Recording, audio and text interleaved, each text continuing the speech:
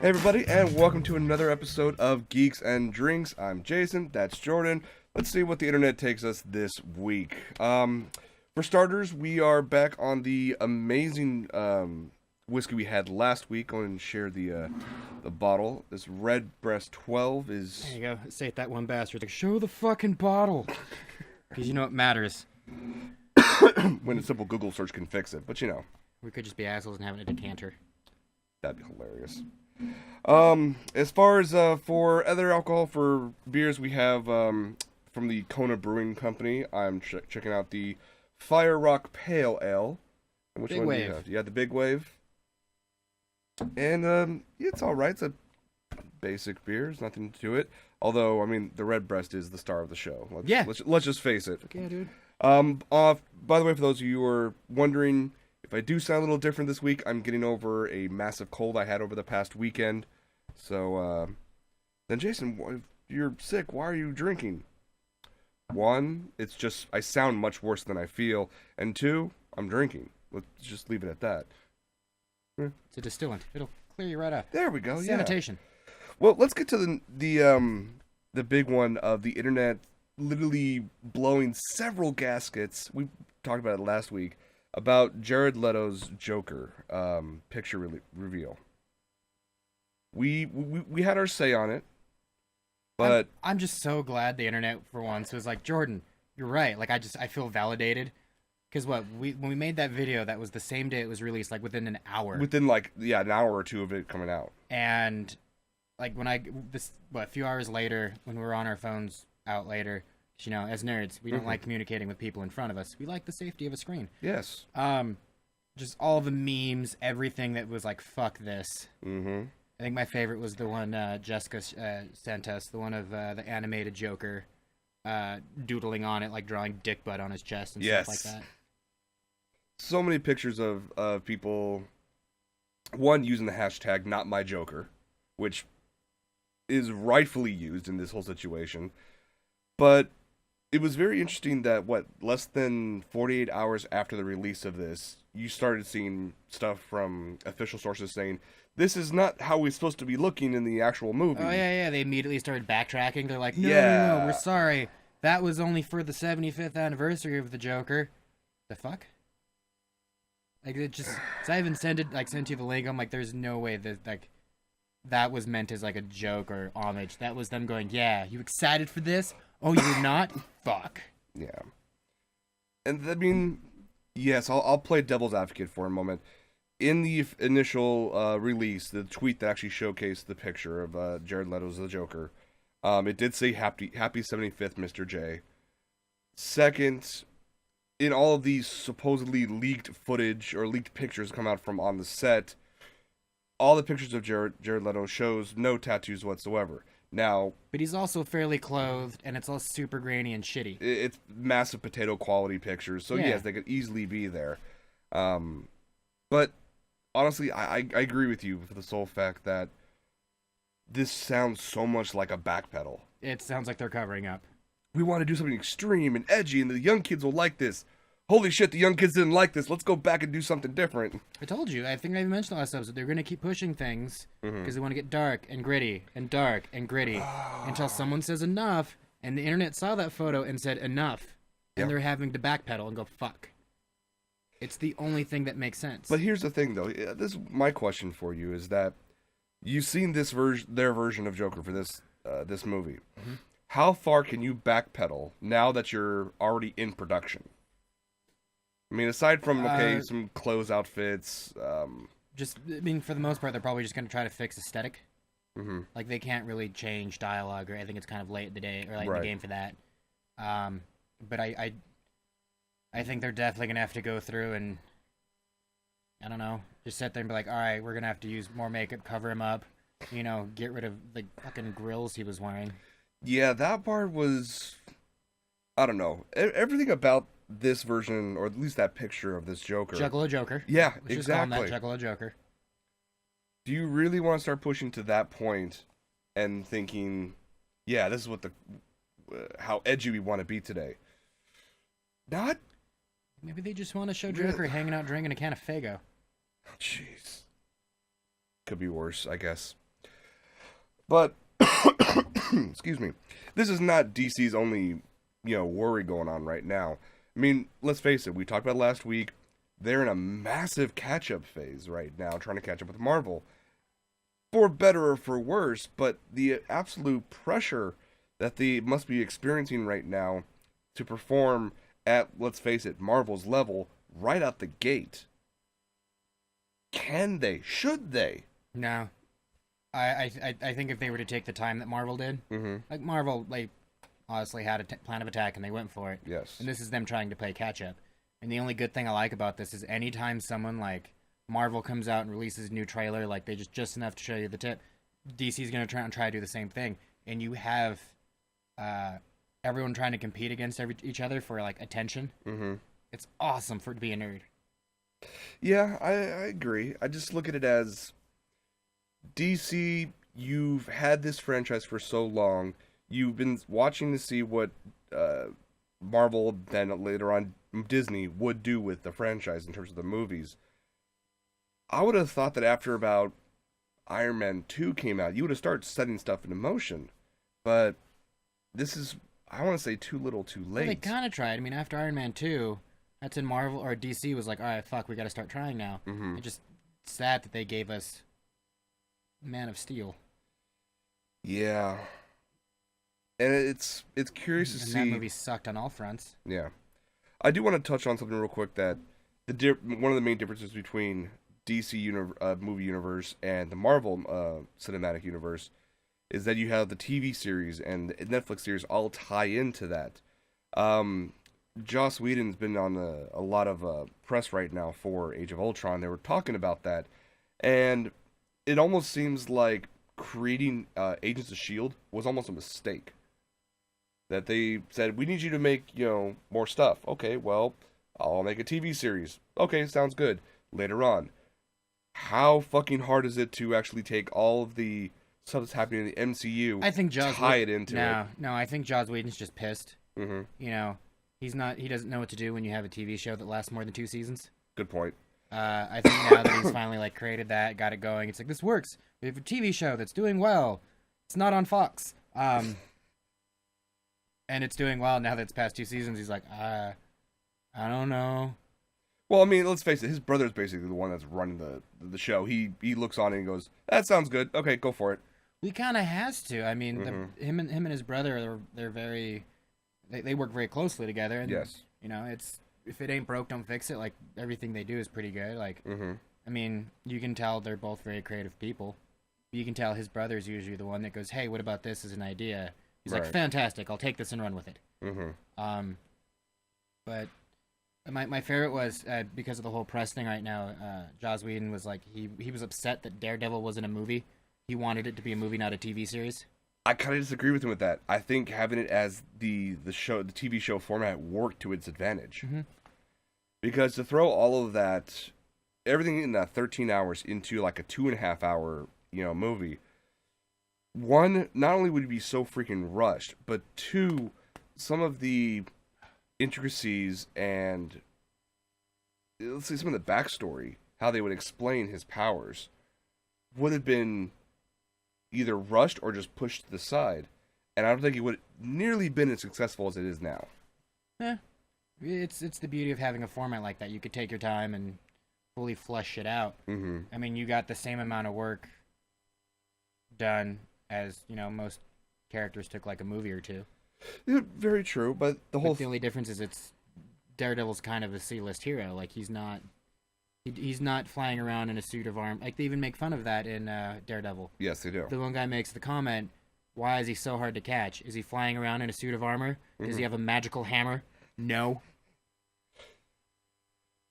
But still, I mean, this is not the only Netflix series that's coming out. They have, 3 others, and then their team up, which is going to be the Defenders.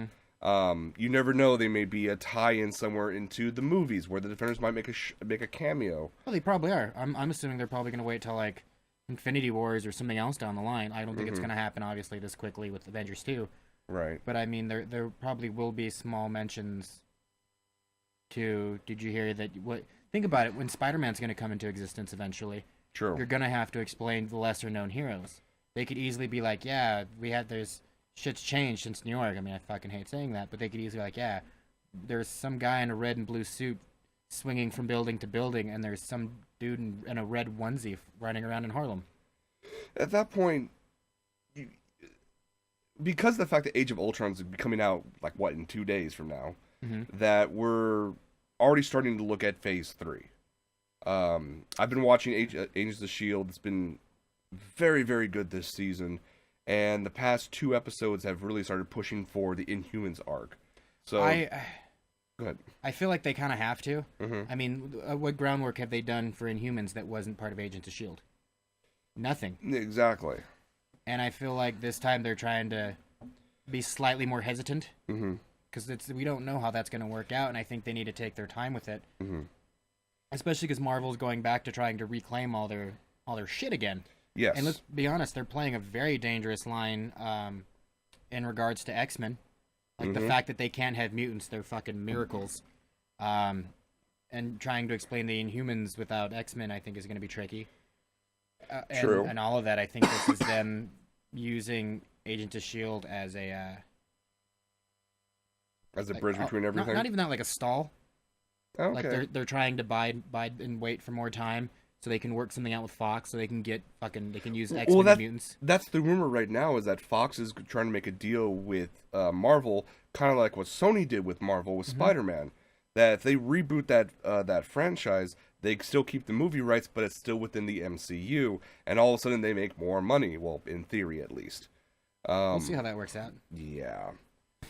But the thing is, though, you have Agents of S.H.I.E.L.D. working towards Phase 3, working towards Inhumans, but only had a couple mentions here and there about what's supposedly going to happen in Age of Ultron, which, that's a worldwide event that takes place.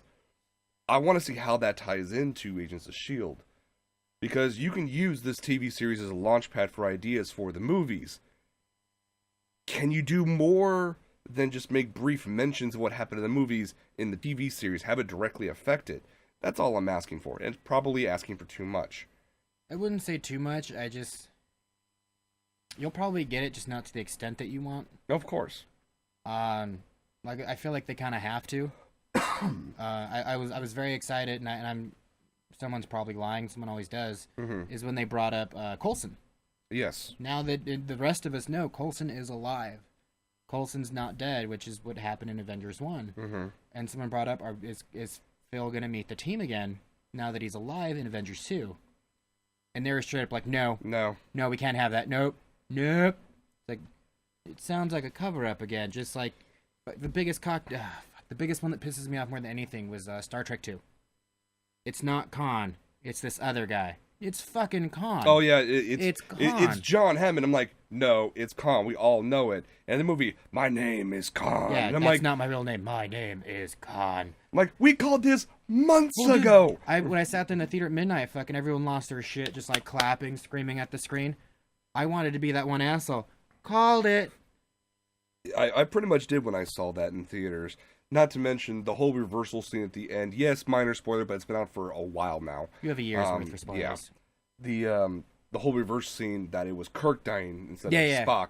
And then when Spock, got his rage and God, I was laughing so hard. People were looking at me like, what the hell is wrong with that guy? It's a very emotional scene. I'm like, no, it fucking isn't. I mean, it's hilarious. The other way around, it was very traumatic. It was a very deep emotional moment. But at the same time, though, because you have a guy that's infamous for being super emotional, but like he's usually really arrogant, and to see him lose his shit, right? Like that was the point. Now you just had some emotionless robot man going, God! It's like, all right, that's. And it wasn't even really that big of a scream or yell. It would just sound like, maybe he like a little release valve went off or something like that to release some steam. But that, yeah. Well, Zachary Quinto plays emotionless very well. Well, like Keanu Reeves, just this robot-y, if that makes sense. Kind of, yeah. But going all this back, so you have the MCU, and then you have the TV series, and with Agents of S.H.I.E.L.D. and all the stuff on Netflix. I'm wondering if DC and WB are trying to use that as an excuse to say, all the TV shows are doing fantastic and not really showing any sign of slowing down in terms of popularity. Yeah. Let's split that from the movies, just so we don't have to worry about that continuity. That's a very weak answer for something like that. I get it. Like, it's one of those things. Don't put all your eggs in one basket. Well, yes. Like, if one turns out to suck, Mm-hmm. now you have to apologize and admit all these other things you fucked up on. But at what point do you keep on trying to cover that up and just thinking that the bad stuff never happened while it continually rises in the background? Because DC's going to get to a point, if they keep on doing this, they're most likely going to implode. Yeah. So, and then it'll be a mass catastrophe. They'll pull a Marvel in the early 90s. Yeah. And it'll take them another decade or so to finally recover and become bigger than ever. But see, no, I sent you the link earlier. And fuck it, I'll even bring it up right now. Mm-hmm. It's even Warner Brothers, like DC, they're scared for what's going to happen with the new Batman Superman movie. Mm-hmm. It's like there is a giant like fucking article about how they're putting everything they have on pause, essentially, until they see how it works out. Like, they're afraid, like, because Man of Steel just kind of did so-so. Like, it made money, because it's fucking Superman, but it didn't make as much money as they would have liked. Like, it was kind of like when Tron 2 came out. Mm-hmm. Like, yeah, it made money, and you guys are going to get a second one. But as to when you get it... Yeah. And it's funny, the fact that, like, it's weird to see, like, me, who's had legit nerd concerns... And it was, I think it was the Hollywood Reporter that was the one that's like, all these people in Warner Brothers are fucking scared too. Mm-hmm. And they even brought up the fact that it's like, well, what about all the TV shit that they have? They want to leave that separate. So if the movies fuck up and they fail, they still have their golden moneymaker of just the TV show. They don't have to worry about. But see, then we get to the problem of being true to the source material, being true to the characters, being true to what made these characters so popular in comics, that you swap it to a business decision. Is it going to make, X amount of dollars? When such an amount is what you paid for in terms of production value and marketing, this is how much a much higher level of what you want it to make. Yeah. But you're worried that if it only makes, say, 30% less than what you would like it to make, so basically, it's considered a flop. You want them just to nut up and just go for it at that point. I mean, you got to realize that with the Marvel... Oh, man, they need to be that nerdy kid, or not that little dorky kid doing a book report, just very timid and like they don't know how it's going to go. Dipping the toe in the water to see if it works. I'm like... I get it. You have characters that, let's face it, don't really translate all that well to the big screen. That could also be... Can't use that. That is not a valid excuse. Not you don't with Marvel. think so? Oh. Talking raccoon and a tree that says its name. And how well did that movie do? I retract my comment. You can't say they won't translate well. Then it's down to just the fact that the writers have to just get it. No, you have to actually take the fans into accountability. Mm-hmm. Think about it. What director did they have do that movie? James Gunn. What has James Gunn done previously? Nerd movies. Yeah. Joss Whedon. Fucking king of the nerds was in charge of doing like their main fucking one. Mm-hmm. You need to put it back into the hands of people that give a shit. True. So this way, it's not... it's more a labor of love than it is just being a moneymaker. Yeah. I mean, look at all we've seen so far coming out of the Deadpool movie. Yeah, like everything we've seen from that looks amazing because you can tell they were deathly afraid of straying too far away. Yep. And especially the one thing where it's like, fuck you, Slater. Deadpool will, of course, be rated R. Yes. That was them making a stand saying, look, we understand we could probably make more money if we make it more appealable to all audiences, but that's not what we want to make. Right. We want to make something that's true to the source material. And DC keeps fucking off with that, trying to hope to create something edgy and just taking everything that they know that works and throwing it together. As opposed to actually making something that people will enjoy. They're like, if we do this, if we hit all these marks... They're trying to find the formula. Yeah. They want to find, like, A squared plus B squared equals C squared. They want to find the math formula that's like, we put this in, and this in, and this in equals money. Step 1, add Batman. Step 2, Step 3, profit. That's essentially what they're doing, and it's gonna fuck them in the end. Oh, yeah. And it's sad to say that this is not... Step 2 doesn't need to be blank. It needs to be make something the fans will love. Yeah. Because... That's how you get them to give you their money. Yeah, exactly. If you do something the fans will enjoy, and let's face it, the fans are rabid enough that if you give them remotely close to what they're asking for, they're going to give you money time and time again. Mm-hmm. Like you made the comment last week of that guy in the video who basically said, Marvel, how about you just take $500 from me and you give me a ticket for everything you're going to make for the next 10 years. Yeah. And just do that and make it work. It kind of ties in what I wanted to talk about briefly about Robotech, which is another franchise that is getting a movie adaptation finally. It's been tossed about here and there between different production companies and different actors and directors. But currently, right now, they're looking at director James Wan to helm this American live-action movie adaptation of Robotech. Only for the sole fact that he directed Fast and Furious 7, which made over $1.3 billion worldwide. The problem... That has nothing to do with direction. Exactly! Now, my favorite is, where is it, down here in the article, it was reported that Michael Gordon, writer of 300 and G.I. Joe Rise of Cobra, had been hired to write the screenplay? Has been? He had been hired at the time, too. Quit hiring people that suck at doing things. Yeah. I mean... Really, Rise of Cobra? I mean, I enjoyed it for what it was, but it was shit. Just because... Will I ever go to my way to watch it again, or give it any more money, any more of my money? God, no. Yeah. 300? Here's another thing I get shit for. I fucking hated 300. It was borderline homoerotic porn in sepia tone. Yes, and structurally, quick zoom, slow mo.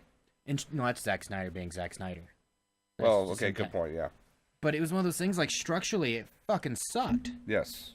Like you have to have like the rising action, shit go down, and things like the nightmare stage where everything fucking sucks. Mm-hmm. Hero overcomes, and roll credits. We've never had that. It was literally... Not in 300, it's like action, action, action. By the way, the movie's over. Yeah. Was it worth it? What? 10,000, thousands and thousands of people go after these 300 people, and they all just get slaughtered. Now, whether or not that actually happened in real life doesn't matter. The sole fact of the matter is, when you have such overwhelming odds and... I don't know. The pacing of that movie just... fucking annoyed me. My buddy Craig said it best, and it made me laugh because he was like, "This movie is basically it's propaganda to get people to try to join their military. Like it's supposed to give you that weird sense of pride for the fight for your country." These men died for your country. What are you gonna do about it? He's like, "It's not that bad," and he's like, "No, It seems like a video they'd probably have playing in like an army recruiting office." Flash forward to about a year or two later, I almost joined the Navy. Like, I almost became part of the armed forces. And when I was in the MEPS building where they make sure that you're healthy and not a fucking retard. Right. They had this big-ass TV where they just had you watch movies and stuff like that while they were waiting for you to do whatever next test. Fucking 300 was playing. I sat there like, don't laugh. Don't laugh. Because right now, there's at least 10 men in this room that could fucking kill you with just one hand. Don't laugh. Don't mock something these people are a huge fan of. And I went back to my buddy, Craig, and he's like, and I told him, he's like, fucking told you. Fucking told you. I'm like, I didn't doubt you, man. Just, I didn't expect you to be that right on the money. Yeah. And sadly, that movie made enough money to create a sequel. Which was, I saw it, unfortunately. Sucker. Oh, yeah. It was an instant... What made you go see it? Just nerd completionism or retard friend? Retard friend. Yeah, actually, yeah. It was like, let's go see it. Okay. Yeah, I've learned with something nerdy, there's only two ways a nerd sees it. It's because they're a completionist and they know they kind of have to. Mm-hmm. It's like, well, I saw the basically Lost. Yes. You stuck around and paid way too much money and time and attention to it. I hated it after the second season, but I've spent 2 seasons into it. And then before you know it, you're 8 seasons in just going, why? Yeah. Or B, you have one friend who's way too into it for some reason. Like, dude, come on, let's go watch it. can we do anything but that? Well, come on, I did that one thing. What? I don't remember that at all, but you're gonna like guilt me into this, aren't you? Yeah. Then you go and sit and you're like, fucking hate you. This is your fault. Mm-hmm. But yeah.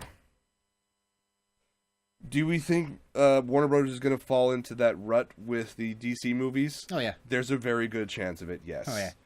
Does this mean we'll see anything beyond Suicide Squad and Bats v Soups?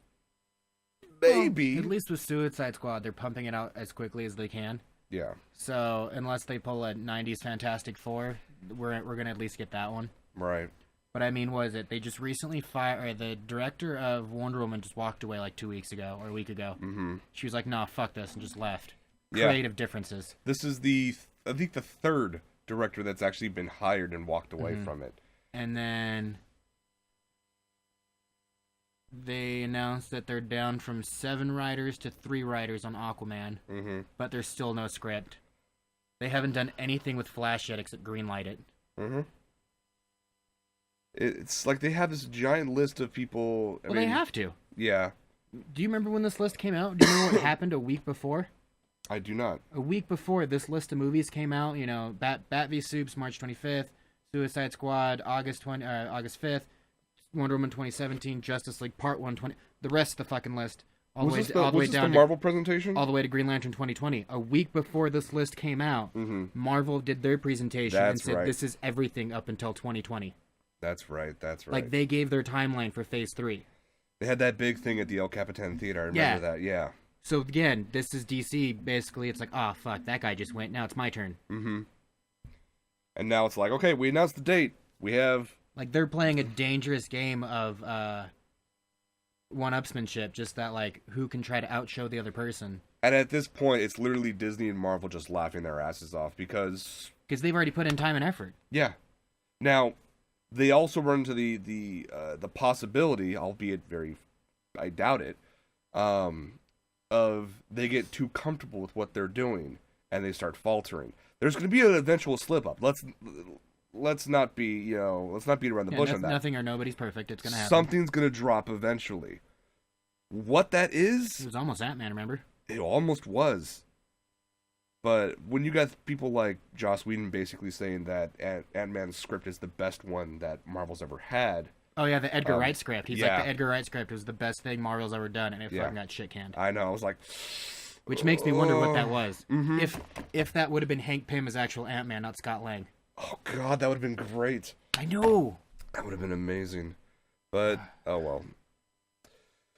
Well, let's briefly... I want to mention this real quick, is that Marvel and DC are not the only there's more. There's more comic books out there that's being translated soon. As of right now, there's about 45 to 50 different titles not tied to Marvel or DC that have been greenlit for a movie adaptation and that are in some form or another of pre-production. That's the thing. All these movies, though, that on this list here from IO9, these are all actual movies, right? Like it's not okay. Because you sent me the link like 2 hours before this. So I unfortunately didn't have a chance to go through everything. I've gone through a few of these before in the past. Like I know there's a reboot of The Crow being worked on. Someone checks the guns. Harbinger. Sorry. Is Harbinger is basically a wannabe X-Men without the title, not even Inhumans kind of style. Sony bought the rights to it and want to make 2 movies based on it. I'm not sure even that's going to get past the pre-production phases of it. Almost anything that Mark Miller has written or is currently writing has been greenlit for one franchise or another, either a movie or a TV series or something like that. Another one of those is Jupiter's Legacy. The whole story behind that one is, what would it be like to grow up as Wonder Woman and Superman's kids in that type of life? That might be kind of interesting. Dude, make Invincible as a movie. That would be great. Basically, it's the guy who finds out his dad's fucking Superman and turns out to be an asshole. Mm-hmm.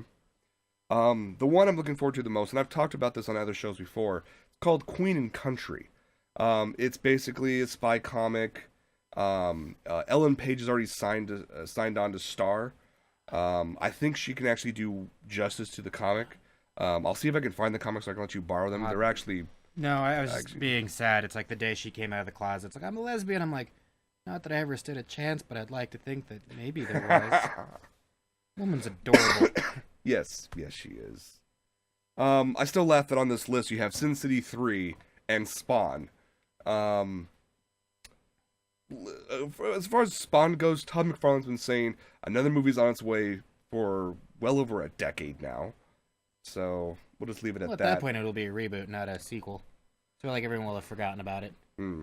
Which was sad, because I actually kind of liked the movie. Then again, it's one of those things I probably just need to revisit. I watched it when I was a babby. Like, I justifiably had no reason to watch that. More specifically, the HBO movie that was NC-17. Yes. Like, I've told you that story before, at least my sister. Yeah. Basically, internet, I was at Blockbuster Video, to date myself. And I really, really wanted to rent Spawn. And it was PG-13. My mom's like, no, that's way too violent. And I'm like, what about this one? It's a cartoon. And she's like, yeah, cool. I pop it in the VCR when I get back home, and I'm like, why is Clown pissing on a homeless guy off the side of a church? Oh god, there's cartoon titties everywhere. And I remember the worst part is when I saw it, I'm like, I wanted to like, Mom? Like, just out of confusion. But then Babby Jordan was like, there's animated boobs. Shh. Just shut up. Just shut up and watch. Just shut up.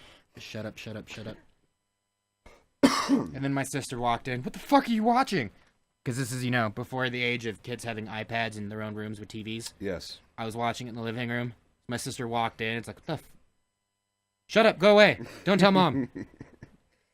See, nowadays they just called you ballsy, but back in the day, that's all you had. That's the only option you had. Blockbuster, yeah. Yeah. Damn digital age. Everyone's like, I'm just going to download it.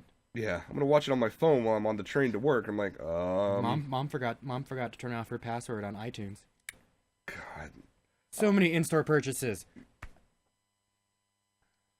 My farm is gonna be off the charts. I'm sorry. No, yeah, well, I did want to make a mention of this. We've talked about Mark Miller just a moment ago. I know one of his other comics is in an adaptation phase, I should say, Superior, which I highly recommend to anyone and everyone to read. It is a great one-off.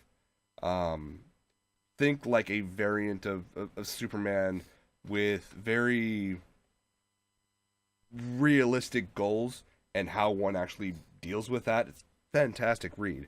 And you could read it in probably I don't know, a long evening. It's well worth it. You can pick it up at any comic shop. It's been out for a while now. Well, isn't that kind of the point of a one-shot? It's like you can literally just sit down and just read it. Yes, exactly. But the reason I'm bringing them up is because of Kingsman. Kingsman movie was good. It was enjoyable. So enjoyable, especially to someone like me who's a little older. You're a little bit older than I am. I have friends who are still in their early 20s, or some of them just barely turned 21 because they. Much like me, I still choose to laugh at a good dick joke. So when I say them, they're like, "Oh, that's hilarious." Oh, you make me feel young. To my grandma, who's God knows how old that woman is, she saw Kingsman. It's like, this is amazing. My friends in the early 20s, this is amazing. But the thing is, though, unsurprisingly, because it's made a ridiculous amount of money, they've already greenlit a sequel. And? Thoughts? What they could do, considering what happened within it? We'll see. I mean, when they first announced they were going to do this, there was the whole, it's cool, we already have Colin Firth to come back for the sequel. Well, it's like, okay. I'm not going to spoil anything, but it's one of those moments that's going to be a little difficult. Right, exactly. But, word. But we'll see. I'll probably go see it in theaters, or at the very least, pull a Kick-Ass 2 and just wait till it's on demand or something and watch it, or rent it. But yeah, let's talk about Kick-Ass 2. That was just one of those. Yeah, it wasn't bad. It just wasn't good. Fair enough. It was what it was. Were you expecting it to be as good as the first? Nothing fucking ever is. No, nothing ever is. But well, let's jump over to TV.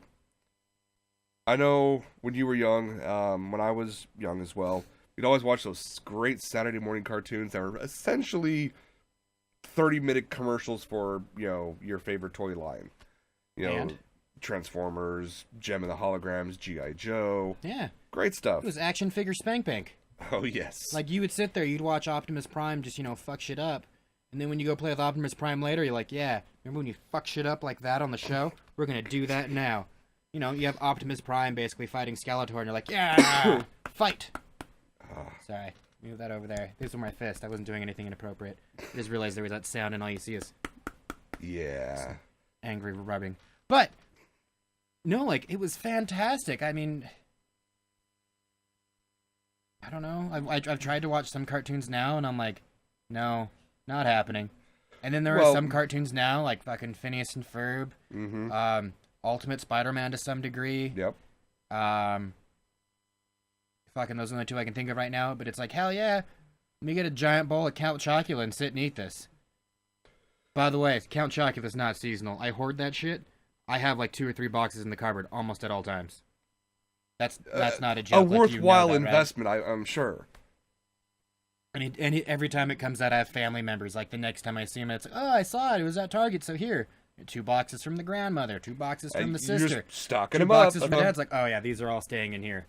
And just ration that shit. Well, the reason why we're bringing up, classic 80s cartoons and all the toys that correspond with it is that, well, these TV series, at least their original versions, have been gone for decades. And have only been available to own and watch either on horrible quality VHS tapes or ripped from horrible quality VHS tapes. Sorry. It's been a while since anyone has to say VHS. It's understandable. Exactly. The torrent sites or YouTube. Well, thankfully, Hasbro Studios decided, you know what? We can make some money off the nostalgia factor here. So they announced a partnership with Vimeo. And actually, using their on-demand service, you can actually watch Generation 1 of Transformers and the original Gem and the Holograms cartoons in their entirety, available now. Oh, see, this scares me. This means I need to hurry the fuck up. Because I've had G.I. Joe, Transformers, and there was another one, too. Like, I had them on like, my Netflix queue. Uh-huh. I have to wonder if this means it's going to go away from that now, if it already hasn't. I kind of think they're going to be jumping off fairly quickly. I mean... Yeah, because anytime you hear that, like, they can make money somewhere else, like, more money, they immediately jump ship from Netflix. Yeah. Oh, man. But, I mean, because considering with Vimeo On Demand, if you want to watch this episode, it's 99 cents for a 24-hour rental period. You can buy the episodes individually for $2.99 a pop, or you can buy entire seasons for $40. Now, granted, this is also the fact that it's all digital. You don't even get a physical copy of anything, so it could be easily, hey, look, you paid $40 and you have access to all of these for, say, the next 5 years until Hasbro works on a deal with someone else and pulls them from Vimeo. There's no guarantee you'll have these forever, unless you rip them or who knows what. I'm more or less scared because I just quickly read the article that you pulled up. I didn't know that Gem was getting a movie coming later this year. Oh, you haven't seen there's actually not a trailer yet, but there's a teaser poster and a set pic out, and it looks bad. So I'm gonna ignore that you said that. It looks bad. And then I'm gonna tell you go fuck yourself. Because it also says Bronies rejoice. Yes, My Little Pony: Friendship is Magic will be available later on this year, as well as G.I. Joe and Pound Puppies. G.I. Joe. So real American hero. This, okay, great for nostalgia. Great because now a whole another generation can actually get in and enjoy this. I laugh at this because I feel like I would turn, like, you know how, like, bros or whatever the fuck you want to call them, people that actually give a shit about sports. Yeah. I feel like how they get, like, UFC fight nights, like, yeah, man, bro, pay-per-view, it's $60. If we each chip in $10, it's like nothing. Mm-hmm. Come on, bro. Everyone chip in some beer and chip in for this. It's gonna be a great night. Nerds are gonna do the same thing. Oh, yeah. Dude, come on. If we get, like, 3 or 4 of us together, we each chip in some movie, or some money, we can get, like, the entire season of Transformers and just fucking hang out for a day. Not to mention, I mean, going off the tangent with that, is that nerd sports, esports, I should say, is already huge internationally. It's really starting to grow out here. Well, dude, did you hear what happened earlier this week? You're talking about what happened on ESPN2? ESPN2, yeah. I was watching it. Dude, everyone lost their fucking shit on the internet. The Heroes of the Storm college dorm tournament that was streamed on ESPN2, and Twitter fucking lost it. Now, this is not the first... like, half of Twitter was like, what the fuck? The other half of Twitter was like, this is amazing. Yeah. It's not the first time.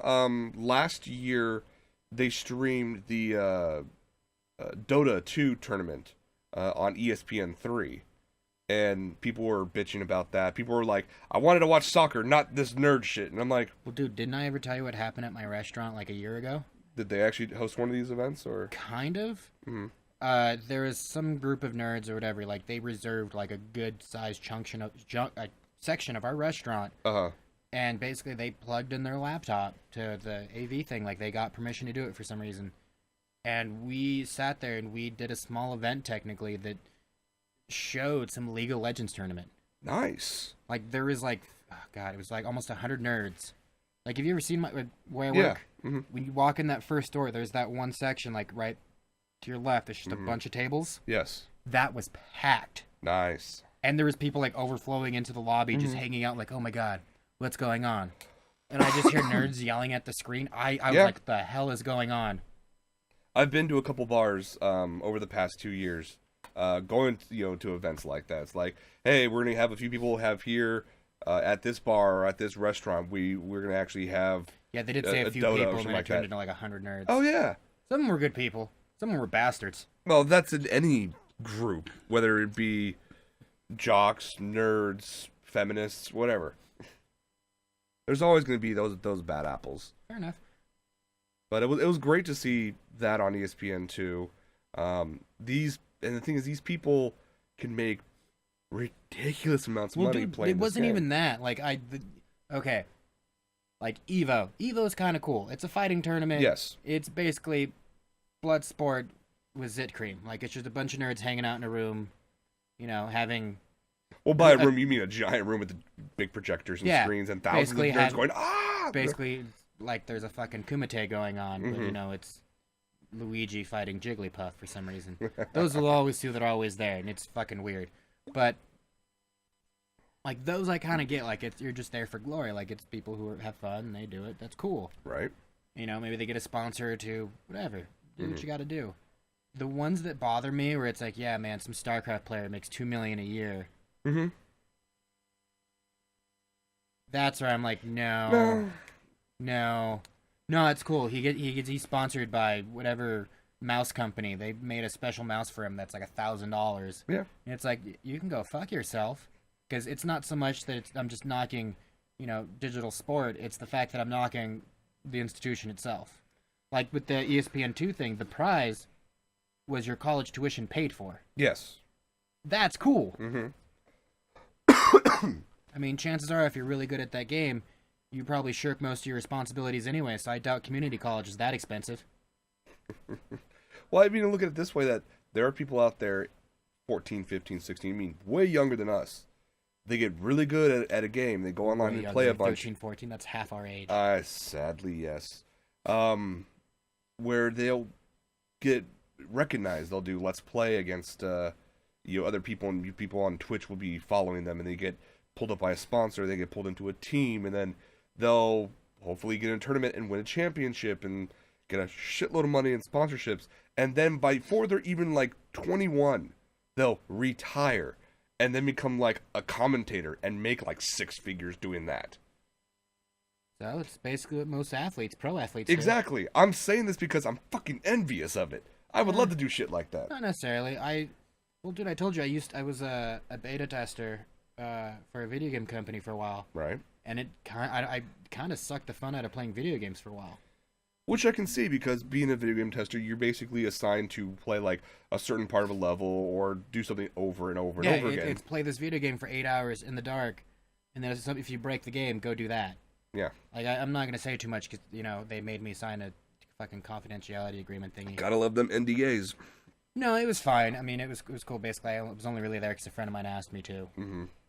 And it's, at the end of the day, it's like I don't really want to play video games. I just did that for 8 hours. Yeah. Which is weird because it was like the exact opposite of like high school for me.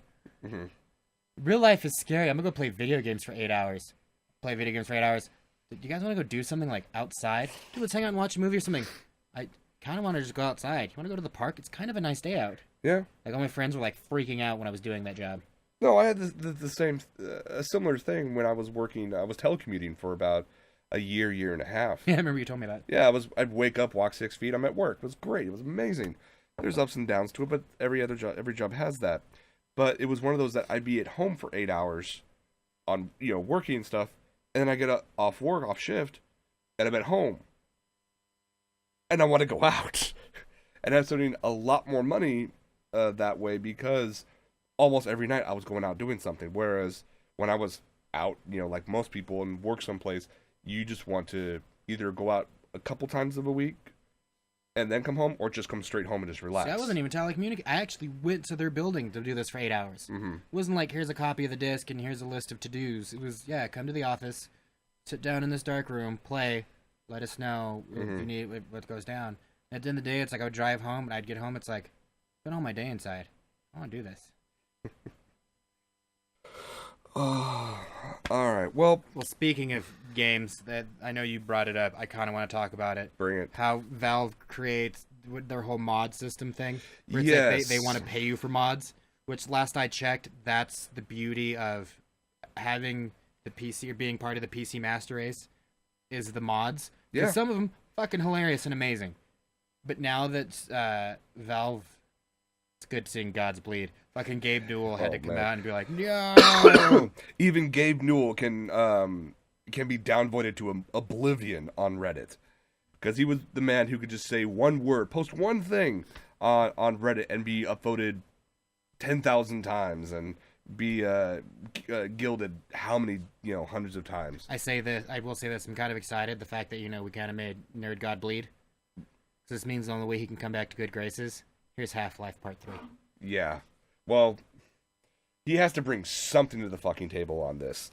But yeah, they had this whole new Steam page. You can charge for your mods, and you can charge it whatever you want. Now, granted, yes, that meant people who were spending the time to make these mods, or just ripping from other people, make some money off of it. But most of the money didn't even go to the modders themselves. They only got like, I think, a 40% cut of everything. But man, the backlash on this was fucking insane. It's to the point where Gabe literally had to jump onto Reddit in an emergency AMA or Ask Me Anything session just to try to calm down the nerds and saying, listen, I pissed off the internet. I'm sorry. This is the fastest way to lose $1 million in a day. Is all the people who are going to rage against you, fill your inboxes with hate mail, request refunds, the whole 9 yards. And within like 72 hours, he nixed that entire payment feature, which... At least I saw it and thought it was hilarious. I don't understand why they turn around... Well, okay, let me rephrase that. I can kind of see from a business standpoint why they would go down this in the first place. People are spending their time and effort to make something for a game for other people to enjoy. They should be compensated. I completely agree with that. This was not the way to go with that. They tried something and it failed. Oh, horribly. But then again, Valve is also known for doing that. They'll go out there with a new idea, sometimes pretty extreme. They may get some backlash for it, but in the end of the day, people start realizing this is a pretty cool thing. This was not one of those times. I think it's like Icarus. They flew too close to the sun for this one. See, for me, it was one of those things. I've always been one of the console peasants. Mm. I mean, I have friends, and I'll occasionally jump on their shit, and I'll play a good PC game or part of one with them for a while. Right. But this is the few times where I'm like, so, how does it feel to be in the mud? It's nice and cool down here, isn't it? Being a peasant is great. I love it here. See, I mean, I have consoles, but I still vastly prefer my PC for gaming over anything a console can offer. But then again, consoles offer sometimes a different experience that you can actually get with a PC. Some people might disagree with me with that, but no, pretty much anything you could do on a console, you can pretty much do on a PC. Yeah. Except the PC is generally a bit cheaper and easier to upgrade. Well, vastly easier to upgrade. You want to upgrade a PS3 or an Xbox 360, Buy a other console. than the hard drive itself, you're gonna have to buy the next generation console, which means you might be waiting 7 to 10 years. Well, actually, no. It used to be a 7 to 10 year console cycle. Now it's more like 5 to 6. So, we'll see what happens with it. Especially for the sole fact that the PS4 and the Xbox One are using the x86 architecture. They're essentially, PCs. Before with But dedicated. yes, exactly. With that weird operating system that's usually shit. Yeah. I still remember when Sony came out with the PS3 announcing the cell microprocessor and its brand new algorithm that you can hook up your Sony camera to it and your cell phone to it, and it'll help improve the quality of the game. And I'm like, My God, I forgot about that. yeah. That's one of those things, like, I remember being outraged, and I have it's like, no one's gonna fucking do that. And then realized nobody fucking did that. Yeah.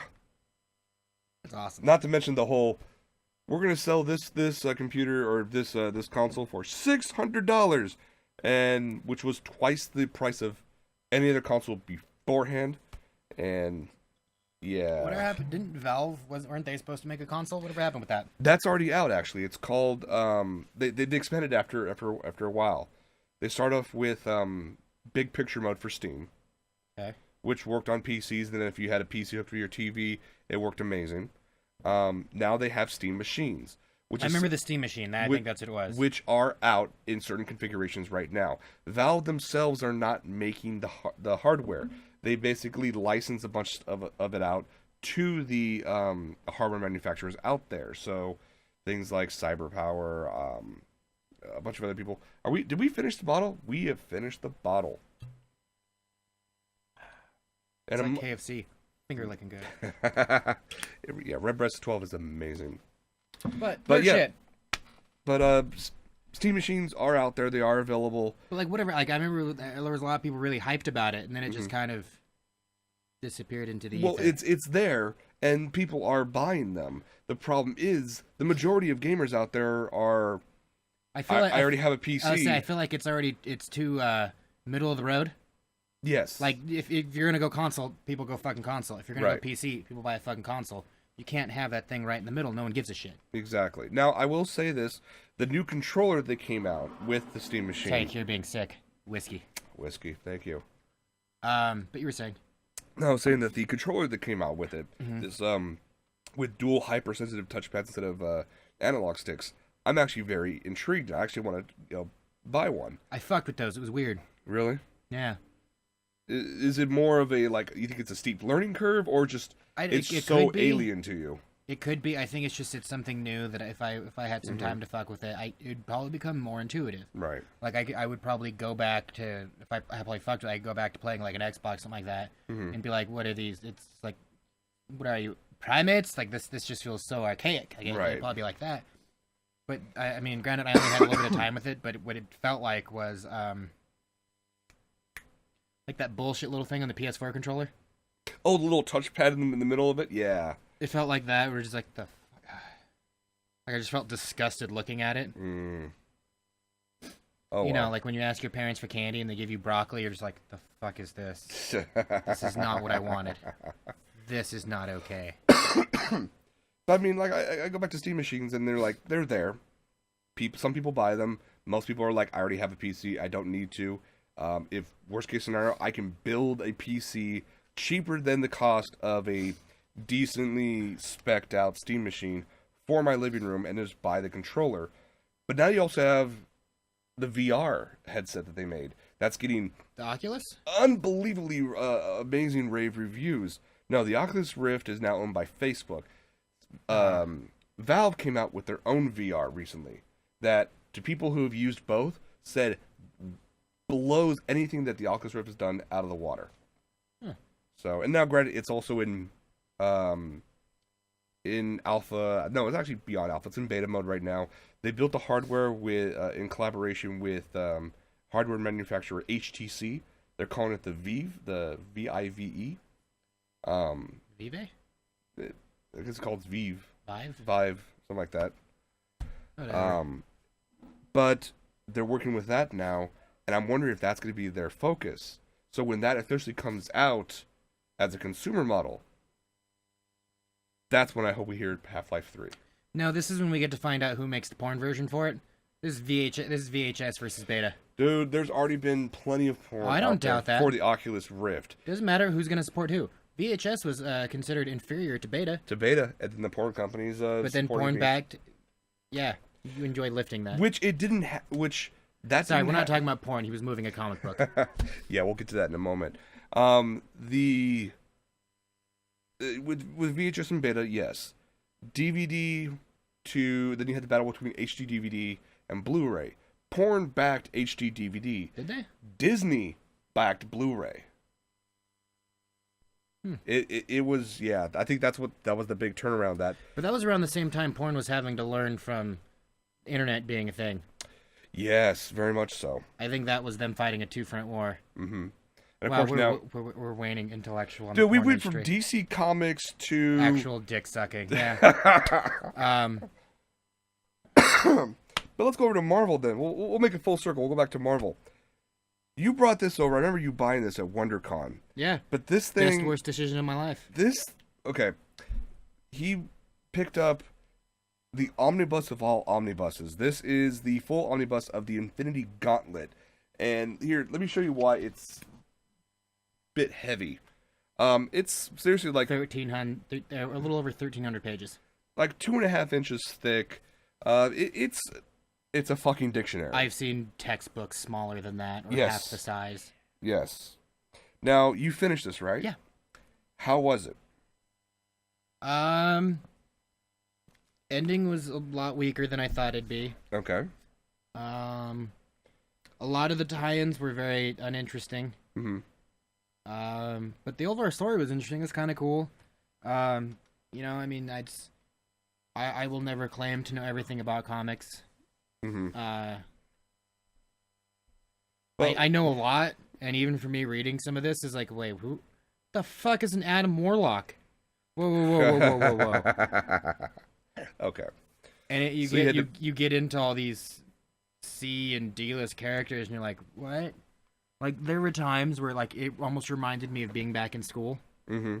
Like that. Remember when you read so much, like, of a textbook, and your brain feels like it's just fried and melty? Oh, yeah. You're like, I can't think of anything right now. I just want to take a nap. Mm-hmm. Like, I want to go lay down, have a good wank, and take a nap. Just from reading so much, like, my head actually hurts. And that's essentially what happened to me from reading that. Because when I first started digging into it, a lot of it was about the Silver Surfer. Right. And then his first meeting with Thanos dealing with death. And then there was because that was the prequel to the prequel. Mm-hmm. Then there's that. And then you finally got Thanos trying to collect all the gems. That was kind of cool. Like, that's my favorite part of the story. And then you actually have him having the Infinity Gauntlet, and then going against everyone in the Marvel U, or a good sized chunk of, like, the A-listers. Right. And then you have the overarching battle. You have Thanos get defeated, then team up with the good guys to get back the glove, because he loses it to his granddaughter, and his granddaughter's Nebula, which I always thought that whatever, because I only saw Guardians and I didn't know anything about them. Okay, gotcha. And then you find out that he gets the glove back, but then Adam Warlock was like, fuck you, it's my glove now. Then Adam Warlock, like, fucks off, and they're like, oh, we're gonna go visit Thanos. And it fucking ends with Thanos being on a fucking planet by himself as a farmer. Mm-hmm. And he's like, oh, I'm just living the simple life now. And it's like, wait, that's how you're choosing to end things? That is like, you are the badass of badasses, and that's how you're choosing to end it. You just being a giant fucking puss. Well, you know. Like, you spent most of the comic basically just dick slapping everyone. Like, even Mephisto, like, who's essentially the fucking devil. Mm-hmm. Someone that's made Ghost Rider and most of the Marvel U look like a bitch. Mm-hmm. And Thanos walks in and just, like, bitch slaps him. It's like, the fuck you doing? Yeah. And yet it still ends with, I'm done with all that. I want to grow my corn. Yeah. Yeah, legitly, like, growing corn. Like, you were not even fucking joking. Like, there's Adam Warlock walking through, like, a giant thicket of corn. You're not kidding. Wow. You see someone, and then, yeah, I'm living the simple life. But here's what I laughed, though, is I'm gonna be that asshole. Are you gonna try showing on the camera? But yeah, what I laugh about this picture, for those who be listening in the audio version of this, Internet. it's basically Thanos. You see him wearing rags? That is him living the simple life. Yeah. Just like that fucking Paris Hilton TV show. Yeah, we're gonna pull out those gems from the past that everyone wants to forget. Was hoping we did. Oh well. No. Okay, I have two things to ask you about this. Yeah. One, going through all of this and now actually knowing the ending, at least in this variant. There's no way the MCU is gonna be the same way. There is no fucking way. That was my second question. Okay, so yeah, there's almost nothing about this will show up in the movie. Other than Thanos being a giant purple, or not really a giant purple elf, but like a giant purple elf, like almost like Hulk size. Mm-hmm. Having a Michael Jackson glove because it's only on the one fucking hand. Right. And it being very sparkly and him being in control of everything.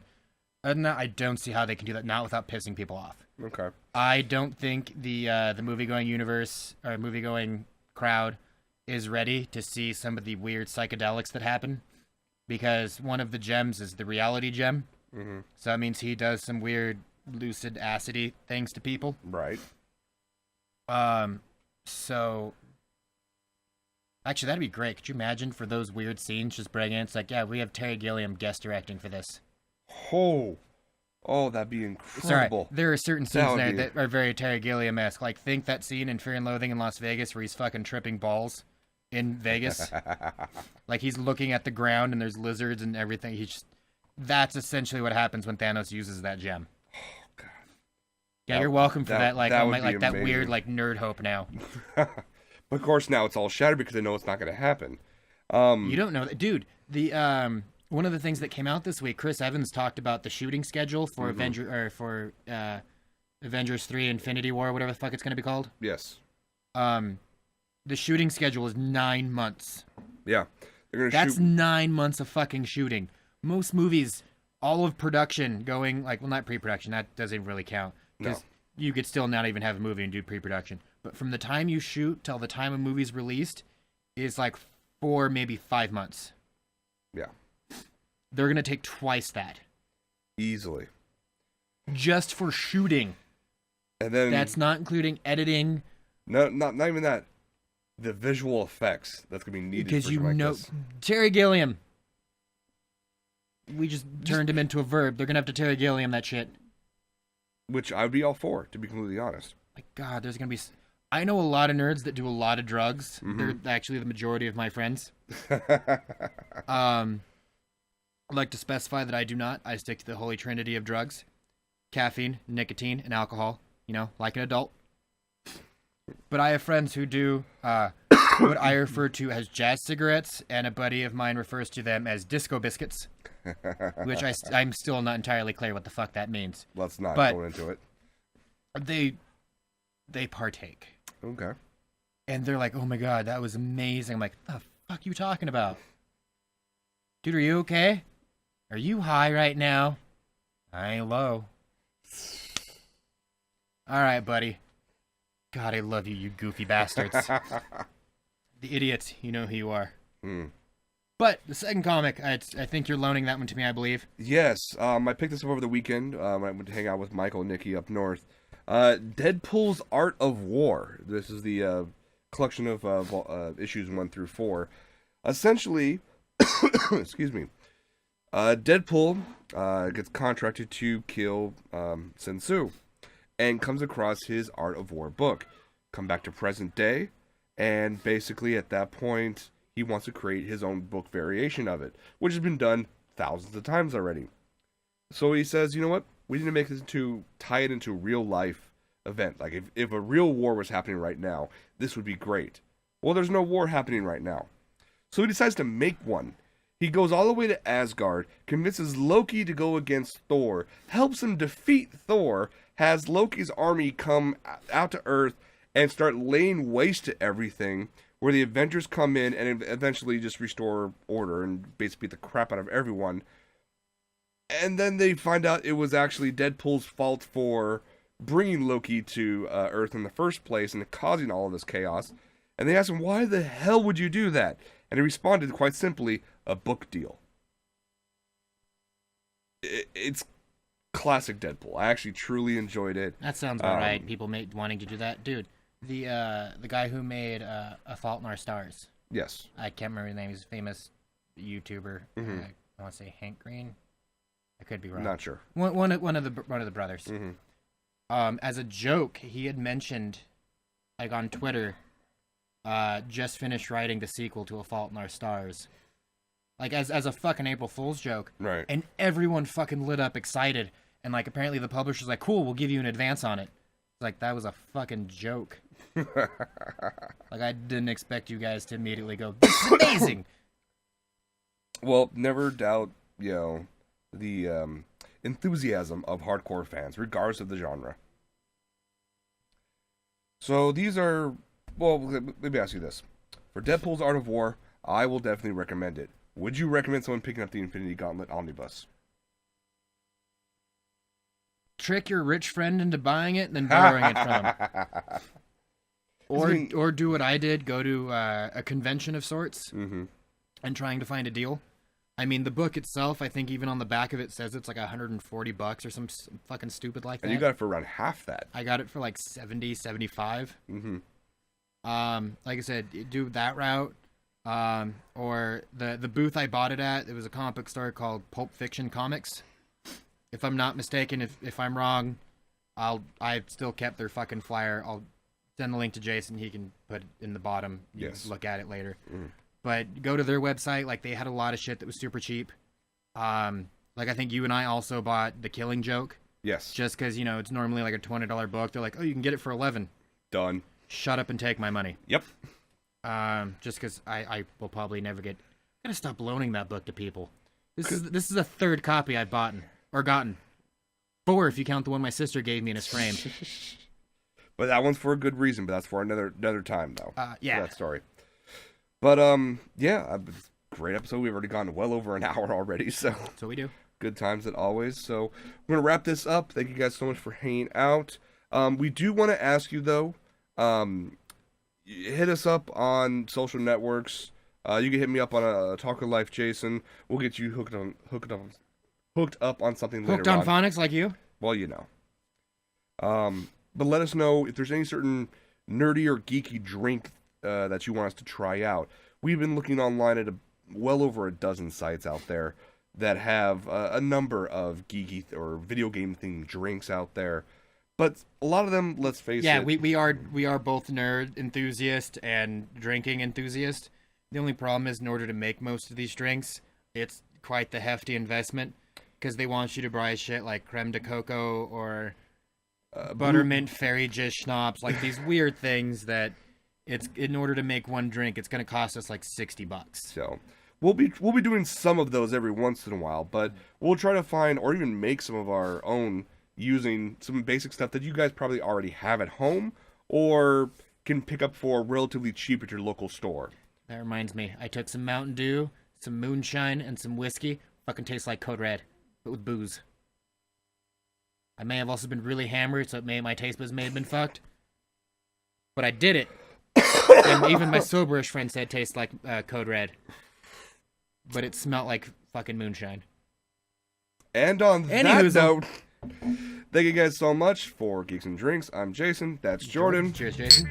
Cheers, Internet. Cheers, Internet.